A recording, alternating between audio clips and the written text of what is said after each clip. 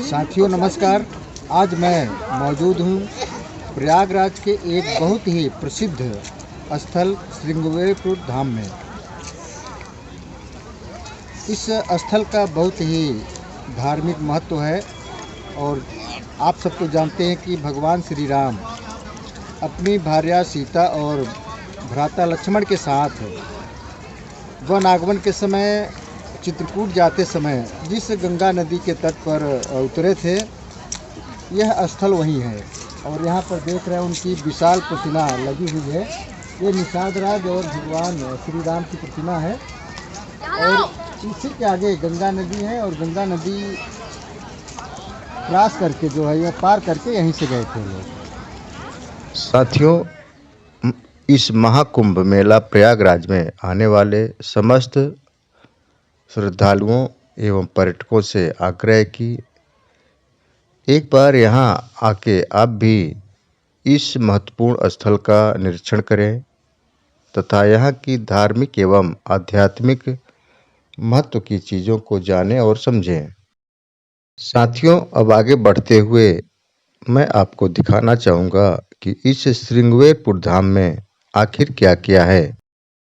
साथियों, कुंभ मेला में आने वाले पर्यटकों व श्रद्धालुओं को बताना चाहूँगा कि यह श्रृंगेरपुर धाम कहाँ है। साथियों, प्रयागराज के फाफामऊ विधानसभा क्षेत्र सोराव तहसील में कौड़िहार और होलागढ़ विकासखंड के 50 ग्राम सभाओं को मिलाकर अगस्त 2019 में श्रृंगेरपुर धाम नाम से एक नया विकासखंड बनाया गया। यहीं से अयोध्या से चित्रकूट तक बनने वाले राम वनगमन पथ का मार्ग भी होकर गुजरेगा। इस परियोजना पर लगभग 4200 करोड़ रुपए खर्च किए जा रहे हैं, जिसमें गंगा पर एक पुल का निर्माण भी शामिल है।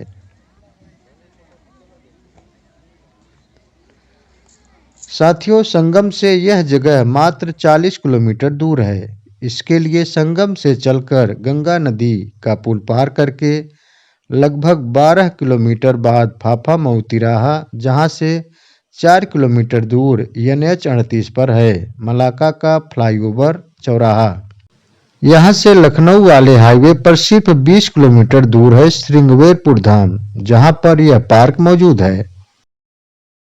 साथियों, निषाद राज पार्क श्रृंगेरपुर की विशेषता की बात करें तो इस पार्क में भगवान राम और निषाद राज के मिलन की 51 फीट ऊंची प्रतिमा स्थापित की गई है।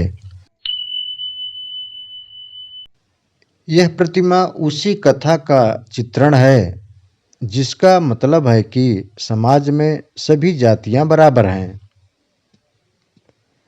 इस पार्क की दूसरी प्रतिमा की बात की जाए तो पार्क में एक जगह पर उस दृश्य की प्रतिमा बनाई गई है जब निषाद राज खुद नाव से श्री राम को गंगा नदी पार कराते हैं।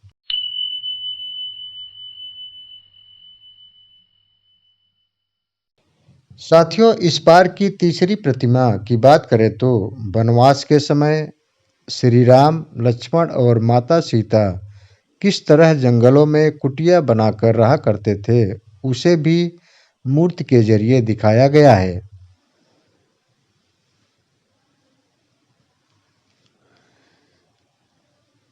इस पार्क में और भी कई प्रतिमाएं हैं। जब श्री राम, माता सीता और लक्ष्मण के साथ अयोध्या से वन की ओर जा रहे थे, तो जिस तरह नगरवासी उनके पीछे पीछे रोते हुए दौड़ रहे थे, मूर्तियां बनाकर बहुत ही रोचक तरीके से दिखाया गया है।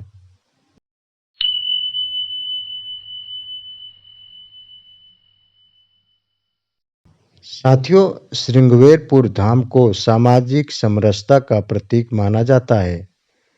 यहाँ पर धार्मिक और सांस्कृतिक गतिविधियों को बढ़ावा देने के लिए विभिन्न कार्यक्रम भी बीच बीच में आयोजित किए जाते रहे हैं। इस प्रकार निषाद राज पार्क श्रृंगेरपुर न केवल एक पर्यटन स्थल है, बल्कि यह भारतीय संस्कृति और इतिहास का महत्वपूर्ण हिस्सा भी है।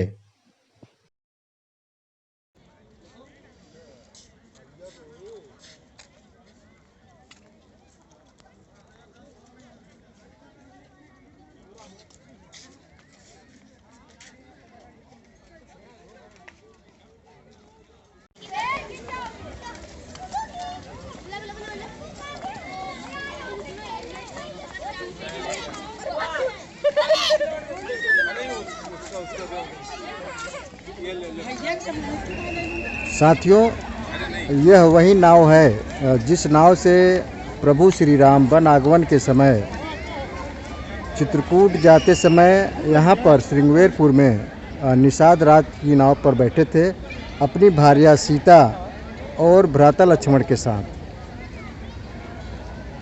वह त्रेता युग था और आज के युग में, इस कलयुग में हम भ्रमण करते हुए श्रृंगवेरपुर में पहुंच चुके हैं और हमारी भार्या मौजूद हैं गुलाबकली कुशवाहा। साथियों, इनको साथ में ले चलने का एक और फ़ायदा है, ये जब ज़रूरत पड़ती है तब हमारे कैमरामैन की भूमिका अदा करती हैं। तो इस तरीके से हम लोग अब श्रृंगवेरपुर में पहुंच चुके हैं भ्रमण करते हुए।